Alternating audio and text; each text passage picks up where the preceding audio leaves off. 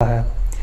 اب اگر ایک عام انسان کی زندگی میں روزانہ اس کے اکاؤنٹ میں سے اگر 24 کروڑ نکل رہے ہیں تو منافق کے اکاؤنٹ میں سے روزانہ 2400 کروڑ نکل رہا ہے۔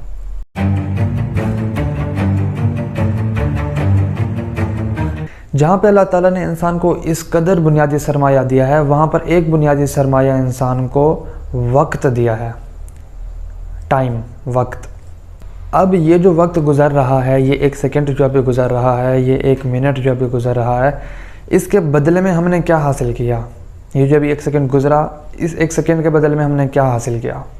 اس ایک منٹ کے بدلے میں ہم نے کیا حاصل کیا؟ یہ ایک منٹ، یہ ایک سیکنڈ بہت قیمتی ہے، اتنا قیمتی ہے کہ کوئی بھی اس کی قیمت متعین نہیں کر سکتا کہ اس کی کتنی قیمت ہو سکتی ہے۔ اور انسان اپنی زندگی کے ایک ایک سال ضائع کر دیتا ہے، 2 سال 3 سال ضائع کر دیتا ہے، بعض اوقات اپنی پوری کی پوری زندگی ضائع کر دیتے ہیں۔ یہ انسان گھاٹے کا سودا کرتے ہیں، یعنی اپنے وقت جو انہوں نے گزارا اس کے بدلے میں انہوں نے کچھ حاصل نہیں کیا۔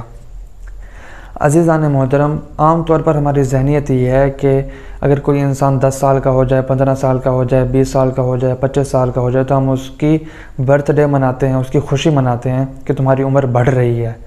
مگر اس طرف توجہ نہیں جاتی کہ اللہ تعالیٰ نے اس کو جو مثال کے طور پہ 60 سال کی عمر کا کریڈٹ دیا تھا، اس میں سے 10 سال ختم ہو گئے یا 15 سال ختم ہو گئے ہیں۔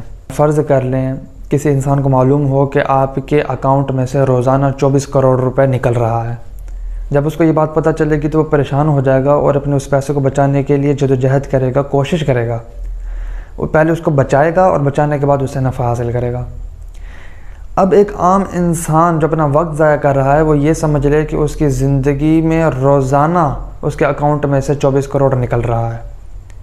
اب اس کے برعکس منافق نہ فقط یہ کہ اپنا وقت ضائع کرتا ہے بلکہ اس وقت میں اپنی تجارت کرتا ہے اور اس تجارت میں ہدایت کے بدلے گمراہی خرید لیتا ہے، نور کے بدلے اندھیرا خرید لیتا ہے، روشنی کے بدلے تاریکی خرید لیتا ہے۔